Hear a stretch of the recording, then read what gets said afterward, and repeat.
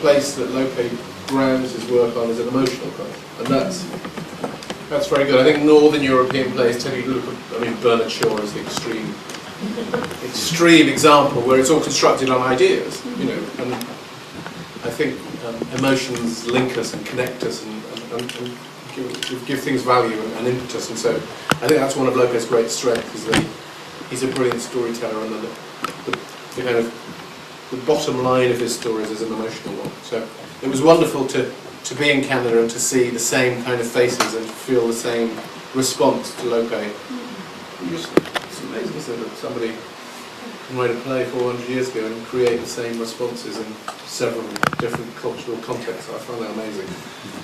His signature, his smell is there as the audience celebrates the end of the play.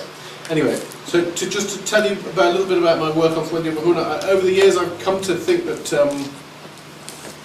the most important place to start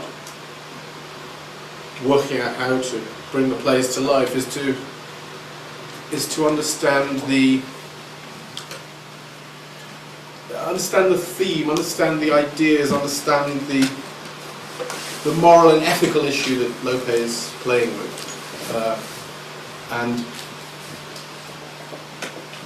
from that all else follows, I think. And with this play, I began the rehearsals by saying to the actors, Lope is exploring a spectrum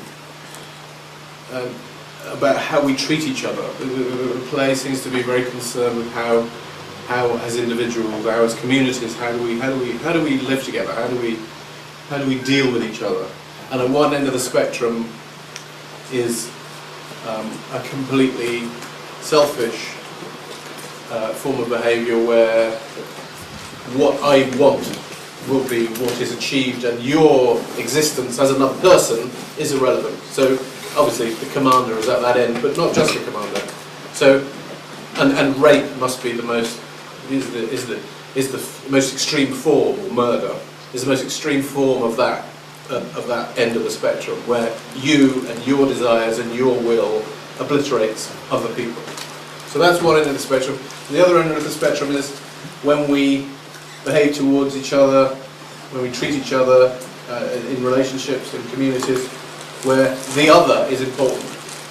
So in other words, when people treat each other, when the thought is not what do I want, but what do you need, what do we want, what is good for us, and that spectrum between, you know, selfishness and, if you like, selflessness seemed to me to be the broad theme, the broad area that Lope is examining, and it seemed to me that that's a very contemporary theme. In the 80s, we all went through that marvellous idea that lunch was for wimps, and, you know, greed was good, and, you know, all the cliches of that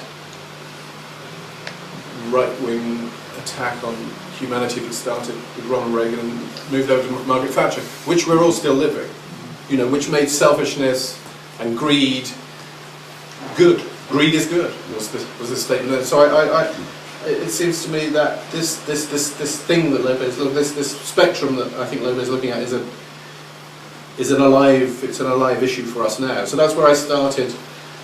That's where I started my conversation with the actors, and so then, what does he do? What does Lope do? How does he explore this spectrum? Well, he shows you incidents of behaviour. He shows you scenes, and then he shows you the consequences. And then hello, come on, sit down. Yourself at home. So for instance, obviously in the first scene of the play, the commander wants to achieve something. But Scott, in the end, and I think he's kind of right, he felt that the whole secret of the commander is his lust, desire, whatever you want to call it, his passion for Laurencia. And he's more or less kind of he wants to declare a kind of civil war. He's going to create an extraordinary conflict, setting the order of Calatrava against Ferdinand and Isabella. And so he seduces, he manipulates, he uses all the tricks of rhetoric and politics to seduce this young man, as he tries to seduce the women. He is a great seduction is one of his great modes, and seduction is at this end of the spectrum because it hides what really the objective is, and his objective is power, and so he wants. And where does all that end up? Well, that all ends up in Act 2, Scene 5, with them losing the battle and losing Theodadriel, and the master becoming disillusioned and realising that he's been cheated. And right next to it, that brilliant edit, the brilliant cut. So you see. I mean, I'm speaking very simply about it, but you see one form of the commander's behaviour, and then the consequences. And then in the second scene, you see Laurencia and Pasquale and Mengo, and they're talking to each other and with each other. And they're trying to understand an issue. They're trying to get to the bottom of something together. It's not I'm the most important or you're the most. It's what do we think? How can we work this out together? And Laurencia and Pasquale, for instance, try to get to the bottom of what does it mean to be a woman who's being persecuted by stalked by the commander, and they kind of tell each other the truth. And so, they increasingly tell each other the truth through the scene. And so this is what happens in the world of Ovejuna. The interchange between people is at the other end of the spectrum, and again jumping. So I think it's one of my favourite edits in the play is that from the loss of Theodadriel to the wedding is a wonderful cut, a jump cut, where you get disappointment, failure, disillusionment, which is the fruit of this behaviour that's gone on in scene 1, and then joy and laughter and freedom and celebration, which is the fruit of how the peasants behave. So I think there's so Lope is looking at how people behave and what he thinks the consequences of that behaviour are. And I said to the actors, I think if you wanted to kind of a very simple kind of phrase, Lope seems to be saying that if we treat each other with selfishness, we make ourselves and the world a smaller place. And if we treat each other with generosity and selflessness, then we make ourselves and each other bigger.